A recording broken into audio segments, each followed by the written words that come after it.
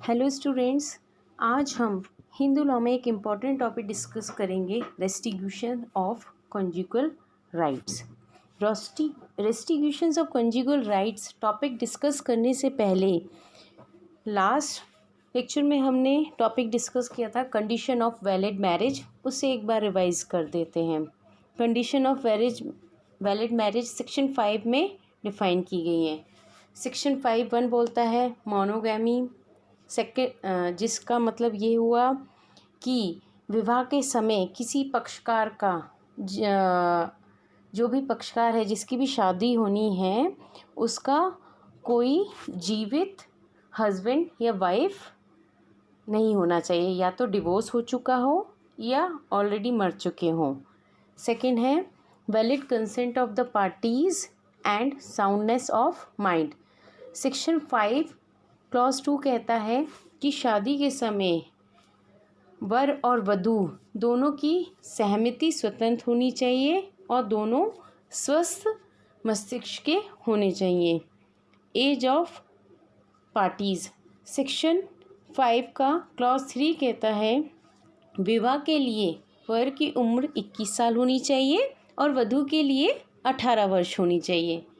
Section 5 sub clause 4 parties are not within the degree of prohibited relationship।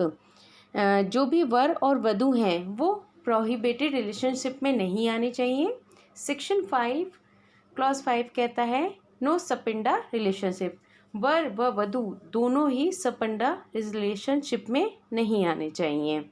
अब जब एक पुरुष व महिला की हिंदू मैरिज एक्ट 1955 के तहत सेक्शन 5 की कंडीशन के साथ शादी हुई है तो जो रेस्टिट्यूशन ऑफ कॉन्जुगल राइट है उसका जो रिलीफ है वो उनको तभी मिलेगा। Matrimonial remedies. Husband of wife, suppose एक हस्बैंड ऑफ वाइफ है, शादी दोनों की नई नई शादी हुई है, दोनों इजीली अपनी हैप्पीली मैरिज लाइफ इंजॉय कर रहे हैं। अब आफ्टर फ्यू डेज़, कुछ दिनों के बाद दोनों में अनबन स्टार्ट हो जाती है या लड़ाई झगड़ा स्टार्ट हो जाए। अब लड़ाई झगड़ा होने का क्या कारण है कि दोनों के व्यूज़ मैच नहीं करते या फिर हस्बैंड और वाइफ के व्यूज़ नहीं मैच करते, उनका नेचर्स मैच नहीं करता, बिहेवियर ठीक नहीं होता।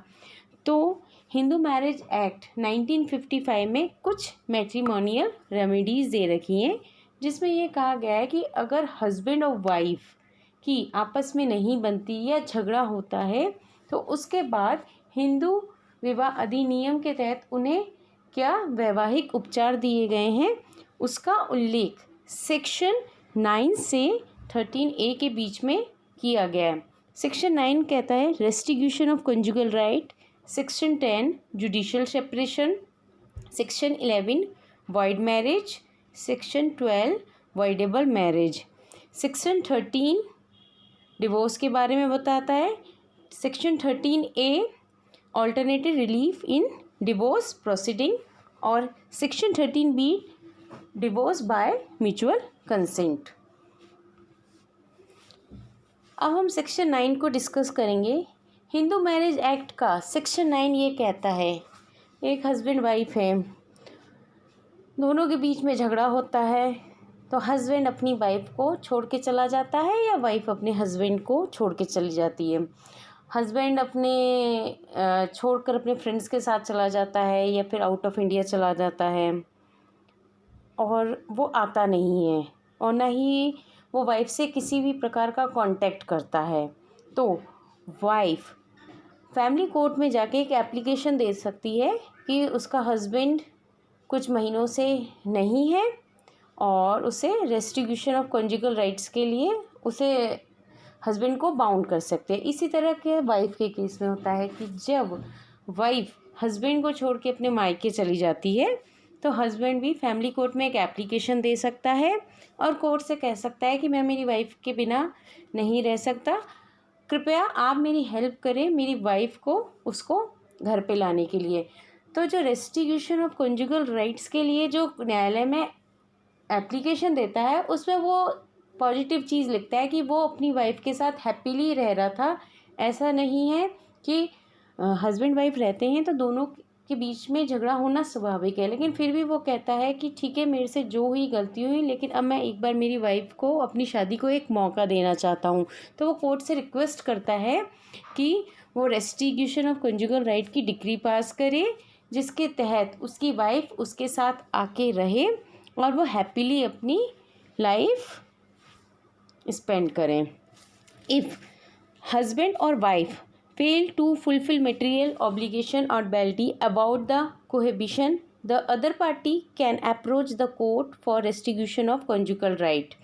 Right to stay together, conjugal Latin भाषा का शब्द कॉन्टेक्स्ट का बना है, जिसका मतलब है husband relationship between married couple. इसका मतलब हुआ हस्बैंड एंड वाइफ। अब सेक्शन 9 का जो हिंदू मैरिज एक्ट में जो सेक्शन 9 की डेफिनेशन लिखी हुई है, यहाँ स्टूडेंट्स में आप लोगों को समझाने के लिए पॉइंट वाइज इसको डिस्ट्रीब्यूट किया है, डेफिनेशन के पॉइंट्स को। फर्स्ट पॉइंट है when either the husband and wife. Restitution of conjugal right के लिए फैमिली कोर्ट में एप्लीकेशन हस्बैंड वाइफ कोई भी दे सकता है, ठीक है। रीज़न क्या होना चाहिए? विदाउट, अगर उसकी वाइफ बिना किसी रीज़न के अपने हस्बैंड को छोड़ के चली जाती है, उसकी सोसाइटी को छोड़ के चली जाती है। एग्रीव पार्टी, पीड़ित पक्षकार, जो भी मतलब जिसने सोसाइटी से विड्रॉहन किया है और जो चाहता है कि उसकी हैप्पीली फैमिली, मतलब ए और बी है, जैसे हस्बैंड वाइफ है तो ए मतलब हस्बैंड, बी मतलब वाइफ, बी मतलब वाइफ हस्बैंड को छोड़ के चली जाती है तो ए जो हस्बैंड है वो एग्रीव पार्टी हो गया। ये डिस्ट्रिक्ट कोर्ट में, फैमिली कोर्ट में एप्लीकेशन देता है रेस्टिट्यूशन ऑफ कॉन्जुगल राइट्स के लिए, जिसमें वो कोर्ट को सेटिस्फाइड कहता है कि ठीक है मैं मानता हूँ मुझसे गलती हुई है, और वो कोर्ट में ये बताता है कि शादी से ले तक पत्नी के जाने तक की जो डेट थी उसमें हम हस्बैंड वाइफ बहुत हैप्पीली रहे थे। बीच में कुछ दिन में हमारे बीच में कहा सुनी भी हुई थी, लेकिन उसको कोर्ट में वाइफ के अगेंस्ट कोई भी माइनस पॉइंट नहीं बोलना चाहिए, ना ही वाइफ की कोई गलत बात बोलनी चाहिए। That there is no legal ground why the application should not be granted may decree restitution of conjugal right accordingly. One of the spouse has without reasonable excuse withdrawn from the society of other. तो reasonable ground नहीं होगा तभी ये section अपना apply होता है। कहने का मतलब ये है कि रेस्टिट्यूशन ऑफ कॉन्जुगल राइट के लिए हस्बैंड वाइफ में से कोई भी एप्लीकेशन दे सकता है।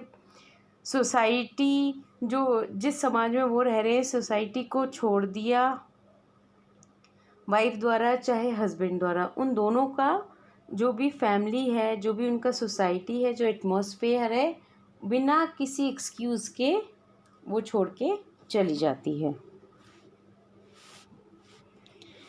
अब इसमें दो केस लॉ हैं, एक है सलेवा माधवन वर्सेस सलोचना। इस केस में क्या हुआ था कि माधवन और सलोचना की शादी हुई। मतलब जब माधव और सलोचना की शादी से पहले जब वो देखने आए तब सलोचना जॉब पे थी और माधवन भी जॉब पे था, और उसको पता था कि शादी के बाद मैं जॉब कंटिन्यू करूँगी। उसने शादी से पहले ये वाली बात बोल दी थी। लेकिन अब उन दोनों की शादी होगी। अब जब दोनों की शादी हो गई तो वाइफ की अलग जॉब थी और हस्बैंड की अलग जॉब थी।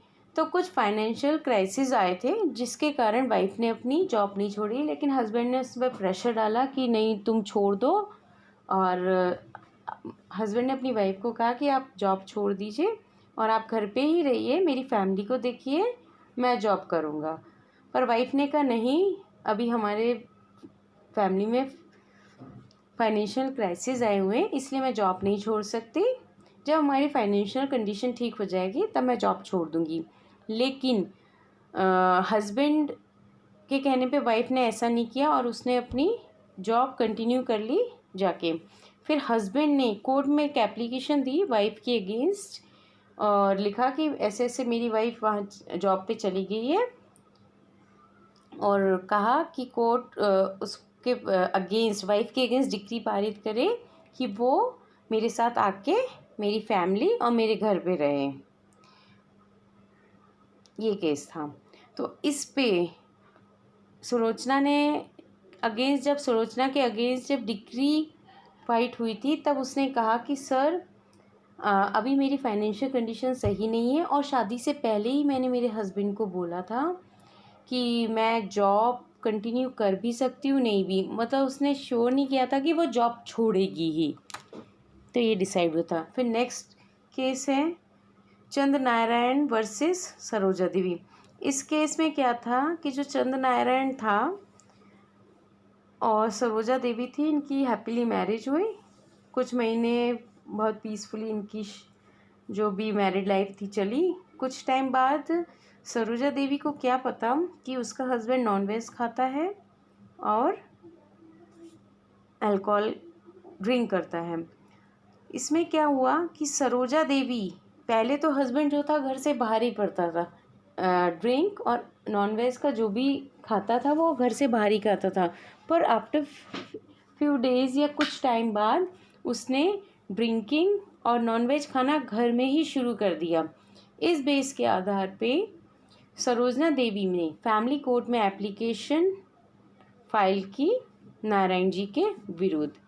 तो उनके अगेंस्ट ये डिक्री हो गई कि आप अपना या तो नॉनवेज खाना और ड्रिंक खाना कम कीजिए या बंद कीजिए, या फिर जो भी है आप दोनों हस्बैंड वाइफ आपस में बैठ के इस चीज़ को सॉल्व कीजिए, अदरवाइज़ आपको जुडिशियल सेपरेशन या डिवोर्स की डिक्री मिलेगी। Judicial separation. अब जुडिशियल सेपरेशन क्या है? मैट्रिमोनियल रिलीफ का जो सेकंड इम्पॉर्टेंट सेक्शन है वो है judicial separation. Suppose husband and wife की नई नई शादी हुई है, दोनों हैप्पीली लिविंग कर रहे हैं। After few days wife husband से डिमांड करती है कि मैं आपकी मदर के साथ नहीं रह सकती, मुझे गाड़ी चाहिए, एक फ्लैट चाहिए, सर्वेंट चाहिए, आपकी मदर मुझे बाउंड करती हैं, मुझे जॉब करना है।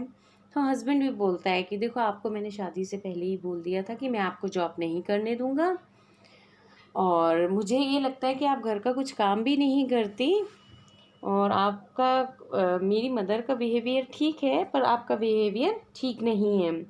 तो हस्बैंड और वाइफ दोनों में फाइट हो जाती है। तो हस्बैंड और वाइफ दोनों डिसाइड कर लेते हैं कि ठीक है, जब हम दोनों के व्यूज़ ही मैच नहीं कर रहे तो हम लोग अलग हो जाते हैं। हस्बैंड और वाइफ दोनों की मर्ज़ी होती है इसमें। तो दोनों फैमिली कोर्ट में जाके एक एप्लीकेशन देते हैं और दोनों सोचते हैं कि हम अलग अलग हैं। तो जो कोर्ट होती है वो इस एप्लीकेशन पे एग्री हो जाती है और वो हस्बैंड और वाइफ को 1 साल का टाइम देती है, कि मैक्सिमम 1 साल का टाइम देती है, और बाकी हस्बैंड और वाइफ के ऊपर है कि वो अगर 1 महीने या 2 महीने बाद ही अगर उनको लगता है दूर रह के कि वो साथ साथ रहकर ज़्यादा खुश थे तो वो साथ रह सकते हैं। लेकिन अगर उन्हें नहीं लगता तो वो 1 साल अलग अलग रहते। जब 1 साल अलग अलग रह के वो आपस में एक दूसरे के साथ मिलते नहीं हैं, बात नहीं करते, कोई भी सेक्सुअल इंटरकोर्स भी नहीं होता उन दोनों के बीच में, तो आफ्टर 1 ईयर वो कोर्ट में आते हैं और जो जुडिशियल सेपरेशन है वो डिवोर्स में कन्वर्ट हो जाता है, और फिर जुडिशियल प्रोसीडिंग्स के बाद उनको डिवोर्स मिल जाता है। अब जो जुडिशियल सेपरेशन है इसके लिए कौन अप्लाई कर सकता है? इसके लिए एप्लीकेशन एक तो दोनों पार्टीज़ दे सकती हैं, हस्बैंड, मतलब ये पार्टीज़ द्वारा भी, और कभी कभार क्या होता है कि कोर्ट में डिवोर्स के लिए पार्टीज़ सूट फाइल एप्लीकेशन देती हैं, तब न्यायालय में जो कोर्ट के जस्टिस हैं उनको जज साहब को ये लगता है कि इनको डिवोर्स देने से पहले 1 साल जुडिशियल सेपरेशन की वो डिक्री देती है, वो उनको टाइम देती है कि शादी जैसा इतना पवित्र रिश्ता आपसी कुछ दिनों की, एक दिन के झगड़े के पीछे नहीं तोड़ना चाहिए। तो वो जुडिशियल सेपरेशन, तो वो डिवोर्स देने से पहले 1 साल का जुडिशियल सेपरेशन की डिक्री देती है दोनों हस्बैंड और वाइफ को कि आप 1 साल पहले अलग अलग रह के देखिए। अगर आपको लगता है कि आप 1 साल अलग हैप्पीली लिविंग कर सकते हैं अलग अलग रह के, तो वो उनका डिवोर्स ग्रांट कर देता है। तो इस पे दोनों पार्टीज़ एग्री हो जाती हैं।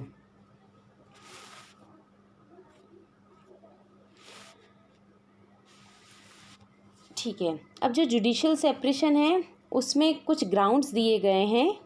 पहला फर्स्ट है adultery, cruelty, desertion, conversion, soundness of mind, leprosy, venereal disease, presumption death etcetera. और कुछ ग्राउंड्स वाइफ के लिए दिए गए हैं, जैसे बाइगेमी हो गया, रेप हो गया, ऑप्शन ऑफ प्योरिटी। अब इसमें क्या होता है, कन्वर्जन का मतलब है कि हस्बैंड या वाइफ के द्वारा अगर धर्म परिवर्तन किया जाता है तो वह जुडिशियल सेपरेशन का ग्राउंड नहीं होता। प्रिजम्प्ड डेथ, अगर हस्बैंड या वाइफ की डेथ मतलब 7 साल से कोई अता पता नहीं है, तो कोर्ट ये मान लेता है कि शायद वो, अगर उसकी बॉडी नहीं मिली है तो कोर्ट मान लेता है कि शायद वो उसकी डेथ हो गई है, चाहे मेल हो चाहे फीमेल हो। तो ये भी जुडिशियल सेपरेशन का ग्राउंड नहीं है। एक ईयर होता है हस्बैंड या वाइफ के द्वारा अपने गृहस्थ जीवन को छोड़कर सन्यासी जीवन ग्रहण कर लेना, ये भी जुडिशियल सेपरेशन का ग्राउंड नहीं है। एडल्ट्री हो गया, हस्बैंड या वाइफ का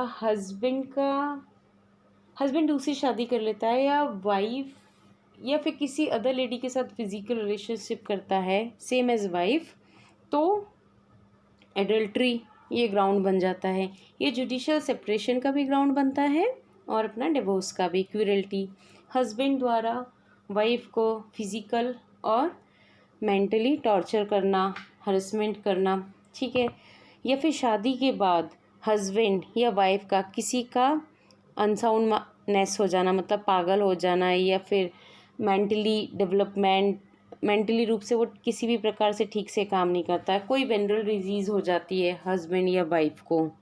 तो ये सब जो ग्राउंड्स हैं ये जुडिशियल सेपरेशन के भी हैं और यही ग्राउंड्स आगे जाके डिवोर्स के ग्राउंड बन जाते हैं। अब वाइफ को कुछ ग्राउंड्स अलग से मिले हैं, वो है बाइगेमी। अगर उसका हस्बैंड अपनी पहली पत्नी के रहते हुए किसी अन्य स्त्री से शादी कर लेता है तो जुडिशियल सेपरेशन का ग्राउंड बन जाता है और ये ग्राउंड आगे चल के डिवोर्स में कन्वर्ट हो जाता है।